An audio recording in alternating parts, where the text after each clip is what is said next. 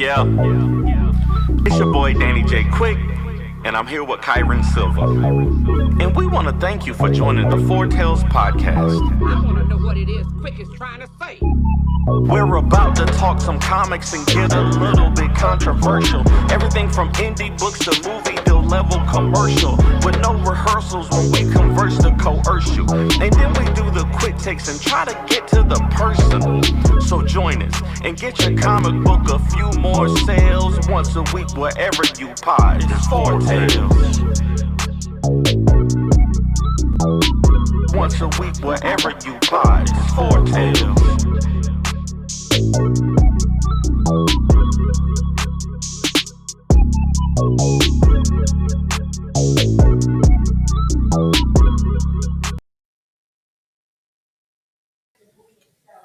Ladies and gentlemen, boys and girls, children of all ages, Taurus Comics in collaboration with Fourth Wall Productions respectfully brings to you the 156th episode of the Four Tales podcast.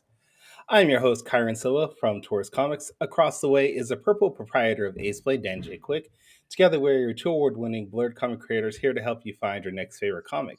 We are live on the Age to Geekdom Network via Facebook, Twitch, YouTube, and Danny's TikTok. So if you're listening and watching us live, thank you for your support. Don't forget to like, subscribe, share, and review this podcast because all your positive reviews, interactions help us reach a bigger audience, you know, like Ant-Man, Batman, Superman, and Lakers in 5. Yep. Yeah. Lakers lost in 5 for sure. You all right? They definitely did not like the beam. Oh, wow. Damn. All right. You got me there.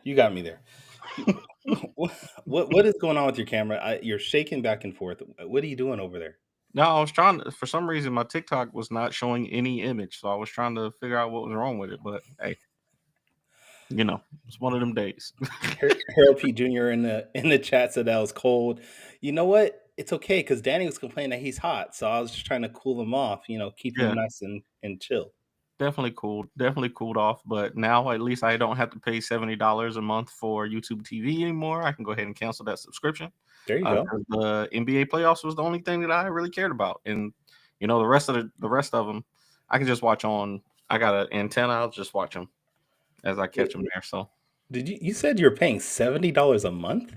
Yeah, YouTube TV is $70 a month.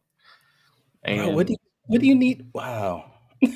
Literally, I was only one thing I'm very good at is like, you know, the subscriptions. Like we keep Amazon Prime. We keep Prime Video and we keep Netflix. Everything else is just until I get done watching the show, and it is canceled. I'm just saying, it must be nice to be rich like that to just do. Like, I'm gonna drop almost $100 a month just to watch a couple games of basketball. It's cool. You just flex on us. I'm just sitting here with my homemade potato chips because I'm poor like that. And you just out here flexing, dropping hundreds of dollars on basketball. I watched First Things First every day with Nick Wright and Chris Broussard. That was my everyday show. I watched multiple basketball games. Like, I got to watch a lot of basketball over the last month. It was mostly, you know, Lakers, Clippers, Hornets, but you know, hey, now I don't have to. Now I can save that money. So what are you gonna use that money on, though? Probably alcohol. Oh, okay. Bro, this is the first time I've ever heard you say you drink. So I'm like, all right. I don't drink a lot, but you know. Wait, what do you drink? I like the old 1800 and some orange juice, and I'm good to go. A couple ice cubes, some citrus drink, and some old 1800, and I'm good to go. Brad Arney in the chat says, "Don't be ashamed of your wealth, Danny J. Quick," and he's right. Nobody's as rich as Brad Arney, though. That's Brad Arney's wealth will put me to shame instantly, no matter how rich I am. Well, see, he has money to buy comics because he doesn't spend $100, almost $200 a month on basketball and TV. Well, that's why I hadn't been able to. I had to stop backing Kickstarters so I could watch basketball. Now instead of alcohol, maybe I'll go back to backing Kickstarters again. All right, we should make a basketball related comic book we could put on Kickstarter. Somehow get LeBron James to be in it, like his likeness. There's somebody already working on that, and I've seen some behind the scenes, but because I'm no longer 100% team spoiler alert, like that's somebody else's job now, I have to keep it to myself. Okay. Well, we gotta coordinate something together. I mean, you got a lot of ideas. I got a lot of ideas. The man that we're bringing on today has a lot of ideas. There's a lot of talent that's going to be on the show today. We need to work together on something. Maybe bring some more people in. Things like that. I feel like we've done that recently. Like I feel like somebody had an epiphany and we did that. So And they like drive everything together. Is that what you're yeah, saying? I feel like that has happened. So the proprietor of Advent Comics, Mr. Tony Kittrell, in the building. How you doing, young man? Good evening, gentlemen. How y'all doing? And first of all, I learned something new today. I did not know that Danny drank. So birthday gift is $1,800 for Danny. Okay, all right, There got we it. go. There we go. I appreciate it. I appreciate it. No, I don't a lot, but that's my Every now one. and again, right? Yeah, There you go. I'll every now and again, weekends, like I might drink something after the show. I might Okay, just, all right. just, Sounds like a plan. just, just to relax a little bit, especially since I can't. There's no basketball for me to watch anymore. So Yeah, I know. It was close, but I mean, you can't come out there playing like that. I mean, them boys were serious. Ant was serious. He told them yeah, y'all going and home, I and he like meant Anna a it. lot. I Yeah, like Anna a lot. So hopefully, I hope they. That's what I'm cheering for the rest of the playoffs. Hopefully yeah, they yeah. hold I it. mean, he got a chance to send all the legends home in one season. That's Yeah. gonna Yeah, be big. Going That's gonna after be Steph big. next. Yep, yeah, yep. maybe. So I'll be excited to watch him. I think he's very charismatic, and they got Rudy Gobert to play like I he's know. seven That's what I'm seven saying. foot. I mean, So but to be fair to your Lakers, they ain't had no center, bro. So not I mean, nothing even close. he ain't do nothing too magnificent. But I mean, he got double. You know, And it is what it what is. happened to their center? Bro. It's like he had one at the beginning of the year, and then something happened Like to him. it's like he got No, traded. I don't know. I don't know. who But we're knows? gonna leave that Anyways, alone. We're gonna leave that alone. we're here to talk about we're here to talk about comic books. Tony, I know you've been on the show before, man. We've talked Yeah. Epiphany Engine, but here you're here to talk about another project. So for anybody who hasn't seen your work before, give us a quick intro to who you are, how long you've been doing comics. What is it, 11 years now? 10, No, 11, actually, we are closing in August. Makes 16 years 16 with years. Advent Comics. 16. Yeah, yeah, Woo. 16 years, Great. and we doing it slow grind. A lot of people still don't know who Advent is, but that's cool. We're working on changing that little by little. A lot of people do Um, though. A lot of yeah, people do know. a few people, a few people know us. But we're looking forward to just exposing the world to some of our titles. Right now, we currently got like 20 ongoing titles. We have some creator-owned stuff. We got some big things like Epiphany Engine, you may have heard of, Cosmos. And we also got some things coming down the pike that's brand new. So I'm excited to share with your viewers some of what we got. All right. Well, let's talk about those things. You just mentioned them. You got Epiphany Engine that you're behind. You got Cosmos, and both of these seem to be sort of related, where you have a lot of characters from different universes coming together. And we don't know about Epiphany Engine yet because we don't have it yet. But what is it with Coming. these It's coming. crossover books that you were It's coming. so in love with? Well, to be honest with you, Cosmos started over 20 years ago. So Hmm. Cosmos was the first iteration of all this. Back when I first got an inkling of trying to be in comics, I had applied to Marvel. Marvel was going through a transition period, and they had this thing called the Epic line, where they were recruiting artists and writers. So I pulled out like 20 ideas that I had for Marvel, and I sent them all 20 submissions and pitches. Cosmos, the original version of Cosmos, was one of the ones that got a little shine from them, and they were like, okay, let us hear more. So I made it through the first round of the editorial discussions. It didn't go anywhere, and I'm gonna tell you guys why. It was a story I wrote surrounding Adam Warlock and the cosmic portion of Marvel's universe. So they were Okay. like, yeah, we got other plans for Warlock. Little bit that I know, they ended up killing Warlock again, so Mm. that's why I didn't fly. That was the So plan. right. So when I started Advent back in 2009, I was like, well, when I came home, started writing. I was like, well, I got this Cosmos story. Why don't I use that? So it was all geared towards Marvel, and I was like, okay, well, I can plug my characters in there, the ones I'm coming with, but I was like, it's got to be different. I mean, how can I make this just not the same old, same old? So I got the idea of reaching out to other comic book creators and publishers and asking them, did they want to participate in it? Because to my knowledge, nothing like that was done at the time. But, later found out Dave Ryan was like years ahead of me. He brought it to life first with his War of Independence. But yeah, that's how Cosmos got started, and just over the years, I've been reaching out to different people and different publishers and working the magic. Like you two guys, have characters in it, and you guys have kept the secret for a long time. I know Danny's kept the secret for a long time, at least 2-3 years. I've kept the secret for like a year. I've talked about it before though. Like when you sent me that first image, I was like, I think I did leak it that first time, but that's fine. That's fine. I mean, that and actually that helped a little bit because people were like, "What? Danny's gonna be aware?" So that was cool. And me, I keep things close to the vest because there's like at this point of the story, there's like characters are gonna be popping up all over the place. We're in the final 3 issues now, so characters are gonna be coming out the woodwork. So that's why I was keeping a lot of stuff close to the vest, and I didn't want to get in trouble and break some contracts and get sued by people, so I had to keep things quiet. But with these 2 books, plus every book coming forward, you're gonna see a lot of guest stars.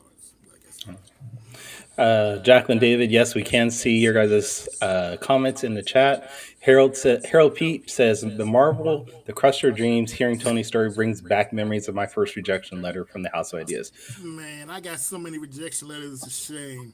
I got rejection letters from Marvel, from DC, from Image, 2 from Image. So, I mean, it is what it is. Anybody out there, don't stop. I mean, if that's your dream, please don't stop.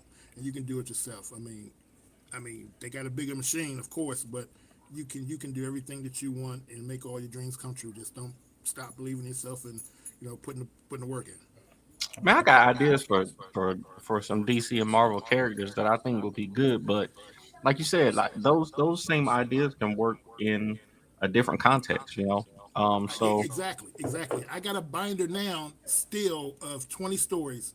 Well, 18 because Marvel actually did 2 of those stories, but in a different version. But I still got that same binder full of stories, and I might pull them out and use them for myself. So you never know. Well, let's talk about one of the stories you do have. I saw a comment in Facebook, I think it was, that asked, what is the story behind the creation of Titan the Ultraman? Oh, Titan. Okay.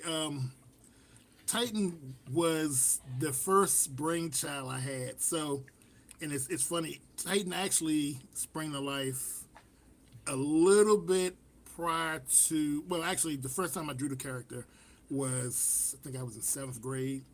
Titan was a mesh of like 6 different characters.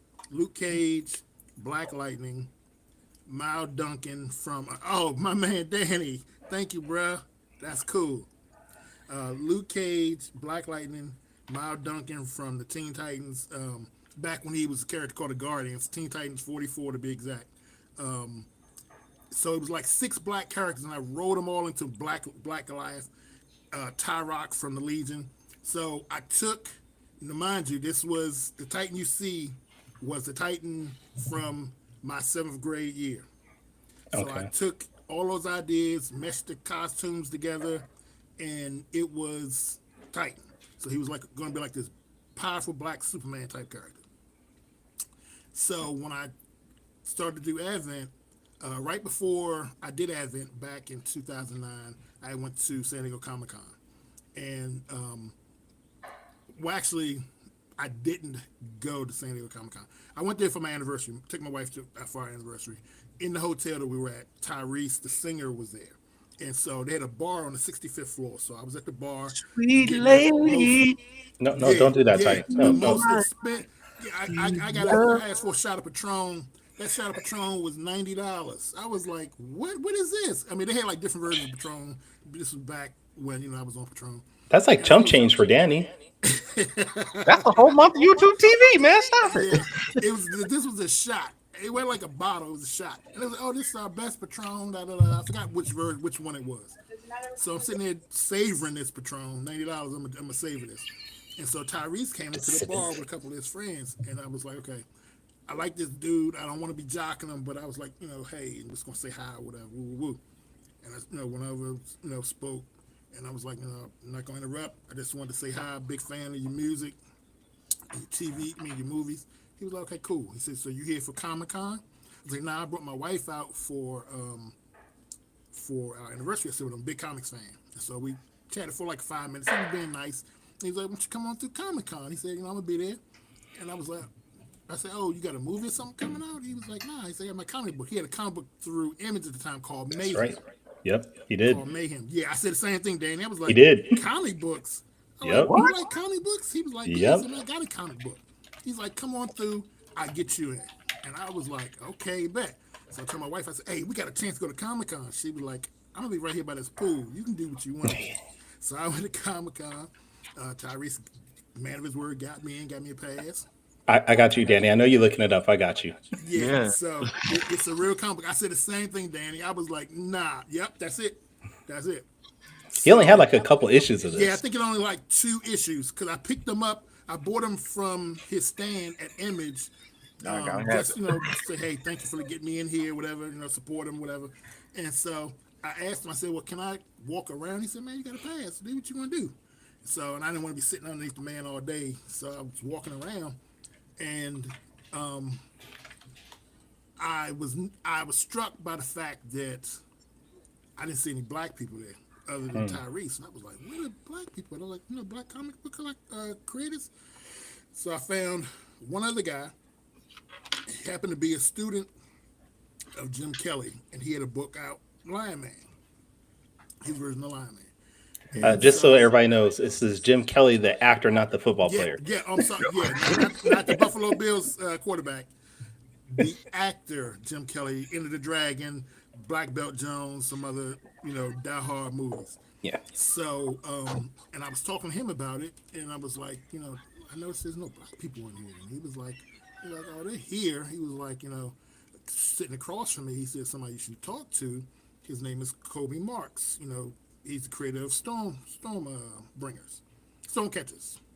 And I was like, okay. And so I went over, talked to him, and I was like, I see 3 black comic creators. I was like, not to be racist or anything. I was like, but we don't make comic books. And they was like, man, like he said, comic books is $1 billion industry. He was like, a lot of us can't get in the gate. And he was like, and if you do, you're lucky. And so I was like, man, that's kind of crazy. And he was like, well, you interested in comics? I said, yeah, man. I said, I always, love comics. Life took me in a different direction. I was like, work for the federal government, then went to work for the fire department. I was like, so, the love has always been there, but just different direction. And so he was like, well, you need to come back and go to the black panel tomorrow. And I was like, what's the black panel? He was like, you don't know what it is? I was like, bro. I said, it's my first time at Comic-Con. I have no idea what you're talking about. He said, you need to come back tomorrow. And he said, go grab a magazine. Told me the time. He said, come back tomorrow. You got to go to the black panel. I was like, okay, cool. Went there. Stood in this long line with like at least 100, 200 people. Got in there. And mind you, it's like Saturday morning, 10 a.m. And when I tell you they closed the doors and they was like, all right, let's begin. And they had a DJ in there and it was like a party on a Saturday morning. I was like, what in the world did I come into? I looked across the way. There was Kwame and RZA was in there from Wu-Tang. And it was like all these high-power black people. And I was like, whoa. I'm like, what is this? And basically it was by Michael Davis, one of the guys behind Image. I knew the name, but I just never knew who he was.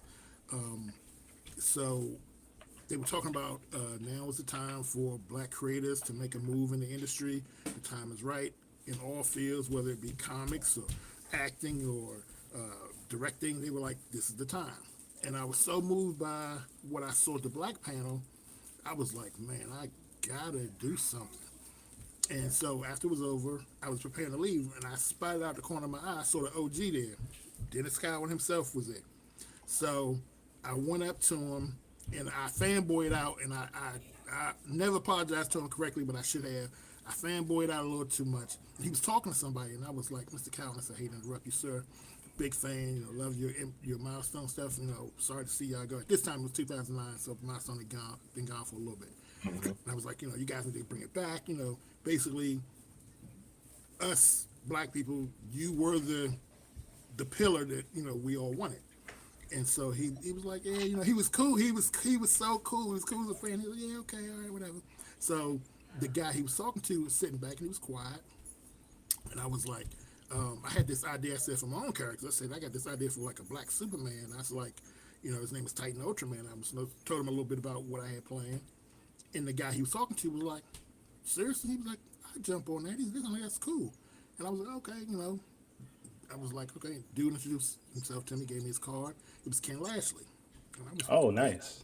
right. So the very first and the only image I have, because Ken Lashley was going to do it, he drew the very first image of Titan the Ultraman that I still have to this day framed. Right. Couldn't make it happen, but I was like, I'm not going to let the dream die. So, I basically took Titan out of the vault of characters I have, over 3,000 characters in my little notebooks. And I said, okay, well, how are we going to make Titan original, give him, something to stand on that he's not like every other character out there. So basically, I kind of modeled Titan a little bit off of my personal life. A little bit. Yeah, a lot. Titan was, a scoundrel. He's a firefighter, got right? divorced. He was a firefighter, right? Well, they say write what you know. Huh? They say write what you know. Exactly. Yeah. The names of his kids are my two actual biological kids. So I kind of put a little bit of my life into it, and it resonated with people because people were hitting me up, was like, bro, that was kind of dope. They was like, we got a black superhero going through some stuff. And I was like, oh, okay, so we got something here. And Titan turned out to be like one of our most popular characters, and he's still going on to this day. And we got more Titan coming. We just finished Titan 5, and you all have to excuse me because some of these titles they'll go like for a while and they'll stop. It's because I was trying to set up my entire universe in order to bring Cosmos to you. The very first book I did was called Pandemonium Evil Incarnate. It was an 80-page graphic novel. The very first page was a setup to the Cosmos story that's going on now. So I knew back then that I was going to do Cosmos by hook or by crook. So the very first page of the first book I did was the introduction to Cosmos. So I had to get everything in order or in place in order to do Cosmos. So I had to, and there was a big knock on me at the time. It was like, why do you keep doing all these number ones? And you don't have, you should be up to like number 5 of certain issues. And I was like, no, I got to set up the universe in order to do what I want to do story wise. So I had to set up Cosmos. I had to set up Savior, War Guard. I had to set up Project Homeland. I had to set up all these different things in order to move the story forward and get everything in place so I could do Cosmos. So that's why some titles only have like 1 or 2 issues, and it seemed like I stopped. I didn't stop. I just had to put the universe in place and story build in order to get to that point. But you can be rest assured that you're going to see all of these different characters go on and different books go on. That's cool. I think one of the things that I've been wanting to do now that I'm doing TikTok and social media and stuff for comics is I want to talk about like the actual stories that people are writing. I want to talk about just like we talk about Marvel and DC books. I want to talk about Starcore, and I want to talk about Titan, and I want to talk about Isnana, and I want to talk about whatever books are out. I want to be able to. I want to actually read these comics and talk about them because that's the only way that we really can connect other people to them. Like so hearing you talk about, because I think of your books, I've read Titan, I've read Southside, um, I've read The Regulators, I think.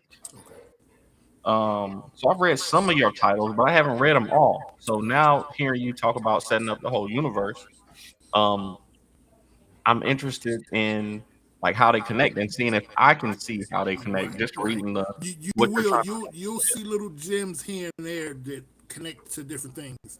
As a matter of fact, now that we're at the point where I can say this, there's a character called Apostle that appears in Cosmos 9. You get your first look at Apostle, but he started as a little byproduct in one of the stories that was in Pandemonium Eve on Carnage. He's the energy blip on Jezebel's ship. So if you go back, you'll see that. Or when you look at Cosmos 1, you'll see that the regulators are fighting this group called Sinister Inc. And Sinister Inc. didn't come out until like about 5 or 6 years after Cosmos 1 did. But yet you see back then how it tied in. I mean, it's like little, I was dropping Easter eggs and doing different things, and people probably like, this don't make sense. But and I tell them all the time, it all connects. It's all connected. Just got to give it time. Yeah, you got to give it time. And I think that's one thing, like Harold just said, ladies and gentlemen, that's how you world build. And it's true. That's Pete. Thank you, sir. that's one of the things that you and I actually have a lot in common, that you're building this universe and you have all these different little titles that are going to connect eventually, but it takes that time. And no offense to Danny, but Danny has Ace Blade and his primary focus is Ace Blade. Danny's and that's doing where his. You're on issue 9, right? I think I have the first 8. Okay. I got to get 9. Yeah. But yeah, you're doing your thing, bro. Keep it up. Keep it up. I'm proud Yeah, of what you and your company are doing. Y'all blowing the hinges off, especially on the social media tip. Y'all doing it, man. Congratulations. I appreciate it. Thank you. But yeah, it was different when you have that one book compared to when you're building that universe and you have 3 or 4 different titles going on that all interconnect. Like you said, people don't see those breadcrumbs. They don't see the little puzzle pieces that you're putting together until you have that time to put everything out there. Right. Yeah, I think that takes a lot of patience, man. It really does take a lot of patience. And because first of all, there's a lot of people who, you know, even though they might have one title that they're working on, they might not get to issue 3 or 4. So if you are working on 5, 6 different titles, trying to set up, build the world, build the universe around your characters, I would imagine it could be frustrating sometimes. How do you deal with like the time it takes to get to that point? Is it just that you're working towards something, or is it ever discouraging? It not even gonna lie, it gets discouraging a lot because there are times where I know what I want in my head, or I know where I want to be, and there's sometimes where situations, life, funds, whatever it is, doesn't allow you to get there. So it's like, all right, and someone gave me a good piece of advice, and I will always take this to heart. Comics is a marathon, not a sprint. So I'm like, okay, cool. As long as I'm working towards getting things done, I don't have to be on anybody else's timetable. I'll get criticized. Oh, you just got 1 issue of this book. You spent 5 years, you should have it done. But I'm also doing other things. I got like 20 other titles I'm trying to link in and put everything together with. So, and that is a knock, and I accept it. But, I see the bigger picture. I know where it's going, and I know what I need to do to get there. So it may take some time, but I'm working on it. So are all the comics on Advent connected in the same universe? Because I know you got most of them are. There was only one title. There was one title that I strictly kept. Well, okay, we'll put it this way. All of the ones in the Advent universe are connected. Now the creator-owned books are separate. They're in a separate universe. Now it's up to the creators who own them if they want to cross over or do anything like that. As a matter of fact, Titan is crossing over with Thorn coming up in our 15th anniversary, but because of Epiphany Engine and actual other books I'm doing, it's going to be more like the 16th year anniversary book called Epics. So they cross over. So it's up to the individual creators. I let them decide if they want to be part of what's going on in the bigger universe. If not, that's cool. But the majority of the 20 so ongoing titles in the Advent universe are connected. There was one title that I did not connect, and that was purely because this was a mature reader's book and it didn't make sense, was Southside. But, really? But I thought Southside. It is now, because after Cosmos War, there was one character who I had to get Malone to be with, and I paired Malone up with the Savage Dragon. So theoretically now, it is part of the Advent universe. Once he met. Okay. Savage Dragon, he's now part of the universe, and he speaks on that because in his book, Malone takes place in D.C. and Titan is in a fictional city in Maryland, which is really close. And you'll hear from time to time Malone will say things like he'll stay away from Maryland. He doesn't like tights or things like that. But like I said, he crossed over with Savage Dragon, so he's now officially part of the Advent universe. Okay. So, all right. So if I'm on your website, how do I know the from? Go to Advent you got Universe at the top. It's like the third button over, and the website is going to be redone. When I switch all the ones under the Admin Universe tag. Yeah, those are the ones, right? The creator-owned stuff, I leave that up to the creators to decide whether or not to carry it. Basically, the contracts and things I have with them, they can do what they want to do as far as selling their books, whether it be digital or whatever. Even though we have, machines or different outlets we can use to sell them, it's their choice whether or not they want to do that. Yeah, those are some of the titles. So, I know we got to get the quick takes, but I wanted to ask you some business stuff. So, as far as your process when it comes to not making comics but selling comics, what do you?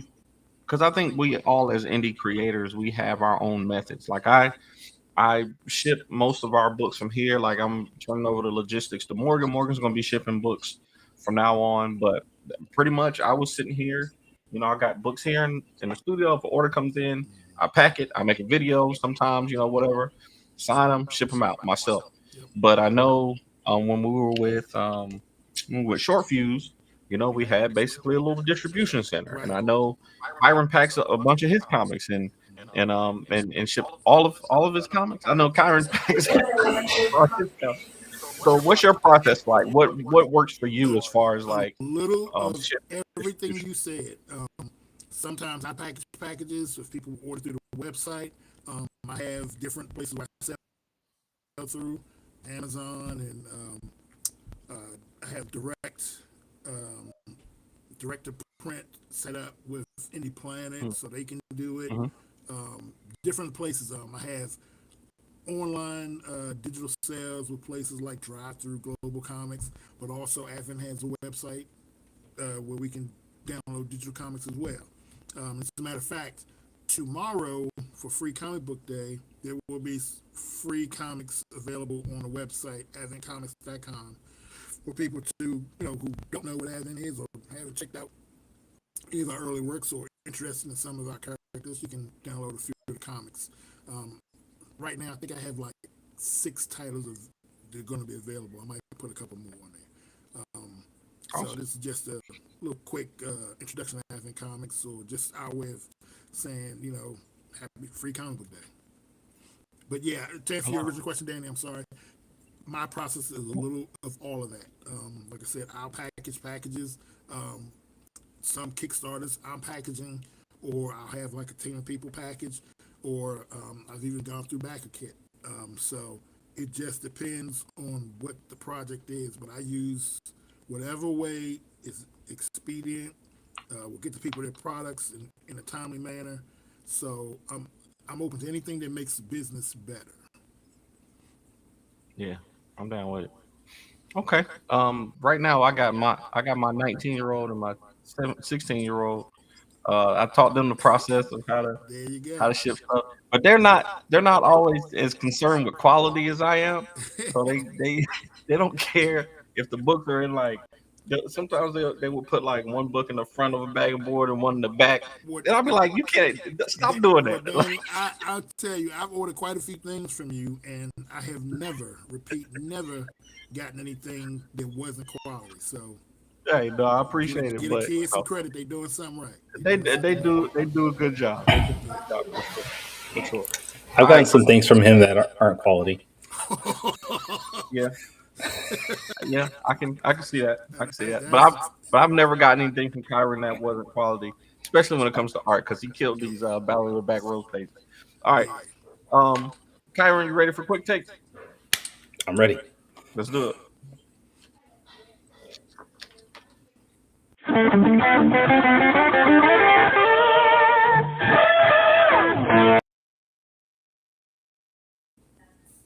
All right. Oh wait, I forgot to do this. Time.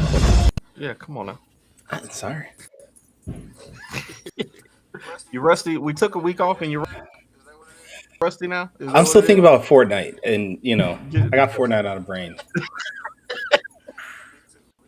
Me too. All right, Tony. I know you've done this before, but for anybody watching who hasn't seen this section, Quick Takes is a rapid fire Q&A session where we grill our guests on their deepest, darkest secrets from the internet. And we ask you a couple questions just to get to know you a little bit better. So you're gonna have 45 seconds each to answer 5 questions, and we'll start with question number 1. The question was supposed to be what inspires you still at 10 years in, but you just said you're 16 years in. So what is it that inspires you to keep working on these comics 16 years in? I still have stories to tell. That's it. Yeah, I definitely want to finish Cosmos, and then Cosmos leads into the second phase of the Advent Universe. So I still got stuff to do. Easy peasy. See, I like that. Just keep it going. All right. So, question number 2, and we talked about this a little bit earlier, but I want you to give me your 45 seconds on. I don't know if y'all saw. Yeah, I saw it yesterday. Yes. Saw it today. Okay. So this question is kind of connected to that movie. I won't spoil it for people, but I'm asking, what do you do to escape the void? We talked about it earlier. Sometimes it's depressing making comics and everything doesn't go your way. But what do you do? And is that the void with a Z at the end? Oh, okay. No. All right. Void. All right. Well, just a quick preface. That's part of that actually hit me yesterday when I was watching Thunderbolts, because I could truly relate to some of the things that were said about the void. So what I do, I try to take me days now, because we all have imposter syndrome. We all have our doubts about what we're doing in the industry. I'm no different than anybody else. So I try to take days where I just unplug from everything comic related and just try to focus on my mental health and self-care. I love it. Definitely got to take some time for yourself, and refresh and relax, man, for sure. All right, question number 3. I noticed, Tony, you post a lot of motivational quotes, but you also post a lot of lions in your the lion is my spirit motivational animal. quotes. Okay, right. So that's what I was gonna ask you. So, how is it that you keep the heart of a lion? Why is the lion your spirit animal, and how do you keep the heart of a lion? For me, lion is about courage in the face of life, adversity. Basically, a lot of people are like, "Oh, lion is the one that does the killing. A lion doesn't do this," but a lion has that mentality. It's like, okay, it's my way. I'm gonna make it my way through sheer force of will. Elephant's bigger than the lion, but the lion is the king of the jungle. And in my mind, it's like, okay, there are other cats out there who are bigger, better than what I'm doing. But to me, my motivation is I'm going to go out there, I'm going to get what I want, and I'm going to be successful with doing what I need to do. So the lion is my spirit animal, and a lot of those quotes you see, motivational otherwise, are for me sometimes. Sometimes, like I said, I get down in the dumps. I need to, build myself up. So some of those motivational quotes are not for everybody else. They're for me. They're for me to get myself back on track. And remember, you are that lion. Keep going. Don't give up. Am I supposed to drop that picture here? Oh, I'm sorry. Yeah, I went over 45 seconds. I'm sorry. No, you're all right. No, I didn't. I put the picture in the chat just because, but just to illustrate some of the stuff that he be posting. But so no. All right, question number 4 though. There was another quote that you posted about courage being not being afraid to fail. right? And that's something that really connected with me because I'm really, when it comes to, we were talking about earlier, pitching to Marvel and DC, sending people your ideas and stuff. Sometimes I will be afraid that to get rejected, and I know logically that if I were to reach out to people, they would like my ideas and I can connect with people. But because I have this fear, um, I don't do it a lot of times. So I just want you to talk about getting over that fear of being afraid to fail, and how can other creators get over that? There is only two things that'll happen. You'll get a yes, and you'll be able to succeed with whatever it is you want to do. You'll get a no, and you just got to try another route. Never be afraid to go out and put your ideas forth or live your dreams. Like I said, the only thing that beats a failure is to try.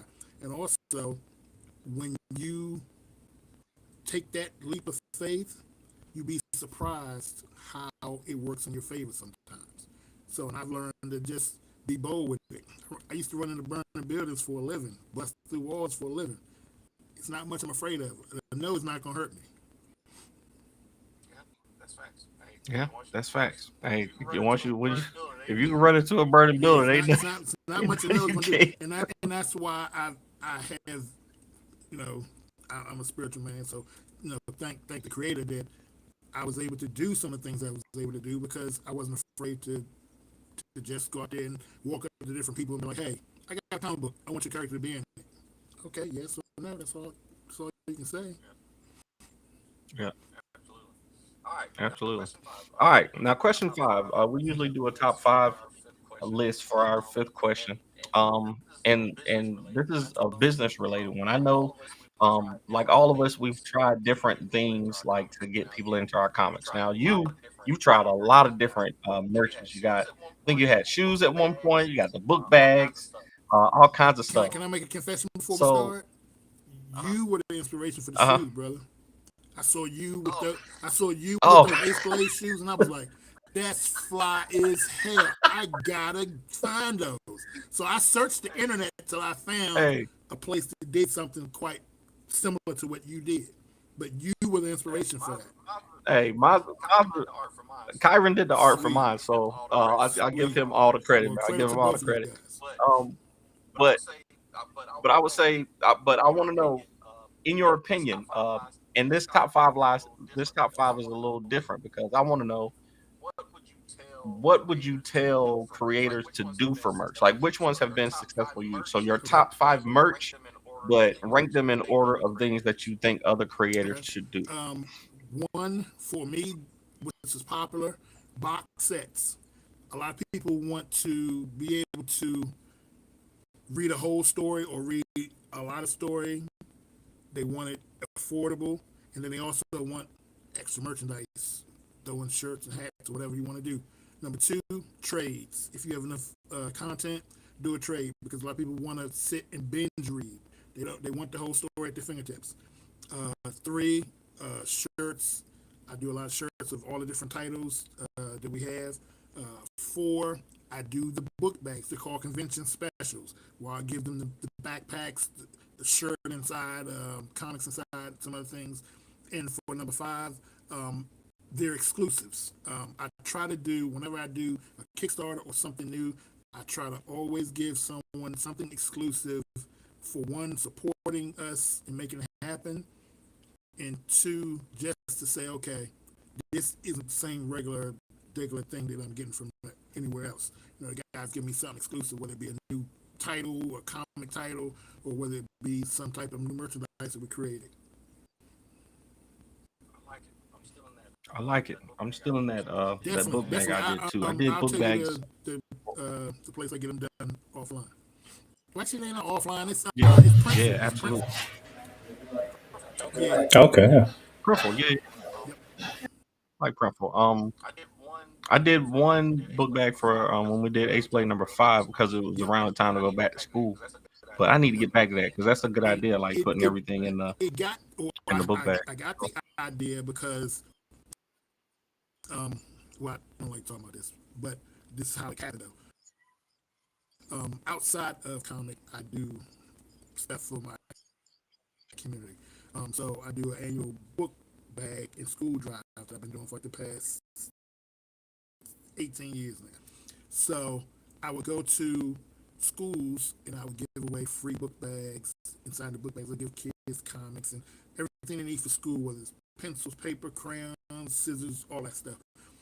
And every year I switch up the schools. Sometimes they be in Maryland, sometimes they be in Virginia, D.C. I've pretty much only done the area, my area, the DMV. But one of the kids, I went to a, what do you call it, where the kids go to school right before they, right, it's like they're checking out their school. I forgot what it's called. Their new school. It's like an open house. Yeah. And so the principal invited me because this particular principal, I've been giving to her school for years, backpacks and stuff. So I chose to give the kids who were coming to school in about a week, backpacks and help their parents out. And so when after I got finished speaking to him, one little kid came up to me and was like, "How come you don't have none of your superheroes on your backpacks?" And I was like, "That's a good idea." I was like, "Damn, that's a good idea." And so I started checking into it and found out how to do it. But that's where the impetus of the backpacks came from. The little kid was like, these are nice book bags you got from Five Below or wherever you got them from, but we want your characters. And I was like, okay. Like, all right.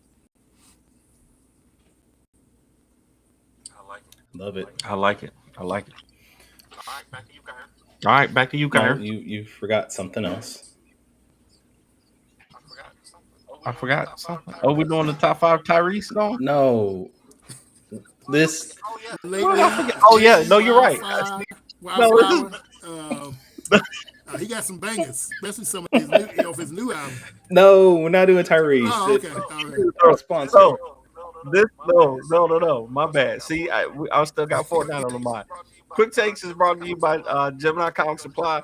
If you go to Gemini Comic Supply and use the promo code AceBlade, you'll get 10% off your entire order. Yeah, I did forget. Now it's back to you. Thank you, Danny, for doing your one job. Well, you got more than one job. Hey, we do want to make sure that everybody understands that tomorrow is Free Comic Book Day around the country. So if you're near a comic book shop that is participating, please go down, support your local retailers, and not just get one of the free comics, but buy the comics, because your retailers and your shops do not get those free comics for free. They actually buy those out of their own pocket. And so make sure that you guys are supporting that shop for giving you the free stuff. But with saying that, Tony, are you going to be anywhere tomorrow for Free Comic Book Day? Okay, I hate to be a downer, but no, I'm not going to be anywhere for Free Comic Book Day. My oldest brother just got put on hospice, so I'm going to be with him all day tomorrow. Okay. Family over everything. Yep. All right. Danny, what about you? Yeah. I'm gonna be at Acme Comics in Greensboro. They're doing a Free Comic Book Day block party, and I'm gonna have some copies of Pakuma by Wally McNair. This is a sampler that he did, and we're gonna be giving away some of these. We'll have probably about 30 copies or so. Come live, definitely do that. I can buy one. Hey, they're live right now, or the pre-order's live right now. At the TikTok shop. You can do pre-order. Okay. It's on the website. I'll send you the link. And then if anybody's in Sacramento, come down to Fruit Ridge Boulevard. I'll be at Comics and Collectible from 10 a.m. to probably about 3 p.m. I don't think I'll stay longer than that, but the shop is supposed to be open with a lot of stuff. But come on down. I will have some free stuff for people to have, and I'll have some of my books there too. But Tony, we want to thank you for being on again. I think this is like your third time on. For extending the opportunity to be on your show. And also, I hope you guys have a great Free Comic Book Day tomorrow.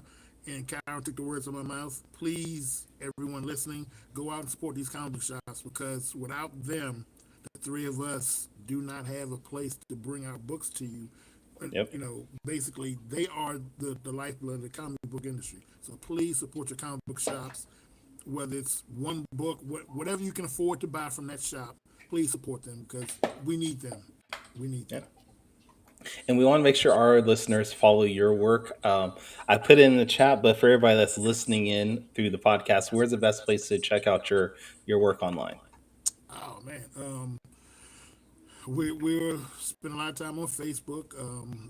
my personal page, Advent Comics page, the Advent Universe group. We're still on X and Twitter. You can get our books from Amazon, Barnes & Noble, still up on Comixology, Drive Through Comics, Global Comics, Indie Planet. We still are in Walmart, Kindle, the iPads, Apple Store. You can find us. You can find us a lot of different places. We just ask that you continue to support in Kickstarter. We only have one book that's a Kickstarter only book, and that's Cosmos. So those who supported it, thank you. We appreciate you. And look for issue 10. Issue 11's already drawn. Alan Goldman just started drawing Cosmos 10 today. So we're coming at you hard and fast with some good stuff. All right, cool. And Danny, where can people follow you and check out your work? Always on fourthwallpros.com.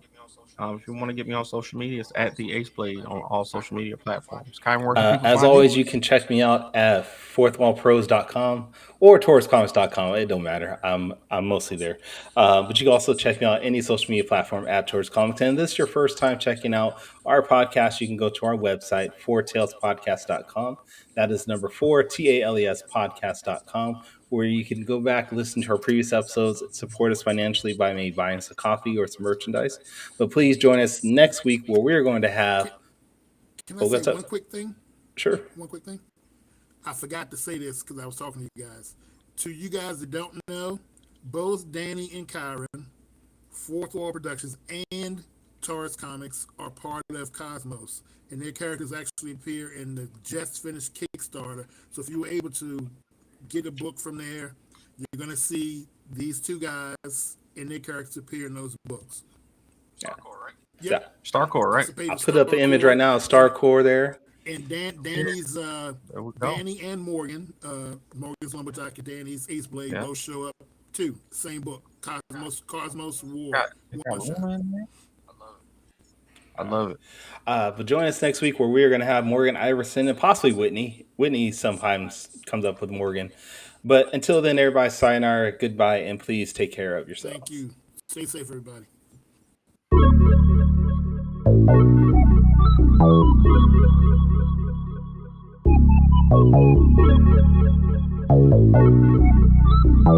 want to know what it is Quick is trying to say.